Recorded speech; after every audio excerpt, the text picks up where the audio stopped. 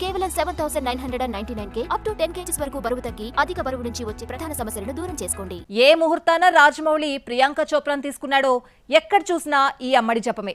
కొత్త ప్రాజెక్ట్ ఏది సెట్స్ పైకి వచ్చినా హీరోయిన్ గా ప్రియాంక చోప్రాను ఫిక్స్ చేసేస్తున్నారు. 5 ఏళ్లుగా ప్రియాంక చోప్రా అనే హీరోయిన్ ఉందన్న సంగతి మర్చిపోగా రాజమౌళి ఆశీస్సులతో బిజీ అయిపోయిందా? Watch the story. Priyanka Chopra 4 ఏళ్లుగా English web series, Hollywood movies మాత్రమే చేస్తోంది. వారణాసిలో ఛాన్స్ తో ప్రియాంకను గుర్తు చేయడమే కాదు, క్రేజీ భామం చేసేశాడు రాజమౌళి. అట్లీ అల్లు అర్జున్ మూవీ అనౌన్స్ చేశారో లేదో, ప్రియాంక హీరోయిన్ అంటూ వచ్చిన వార్తల్లో నిజం లేదు. దీపికను సెలెక్ట్ చేశారు. హృతిక్ రోషన్ డైరెక్షన్ లో క్రిష్ 4 అనౌన్స్ చేయడం ఆలస్యం.